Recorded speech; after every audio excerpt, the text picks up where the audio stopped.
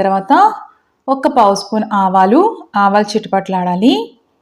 వెల్లుల్లి 2 రేకులు తీసుకొని సన్నగా తరిగి వేసుకుంటున్నాను. పొట్టు తీసేసి సన్నగా తరుక్కున్నాను.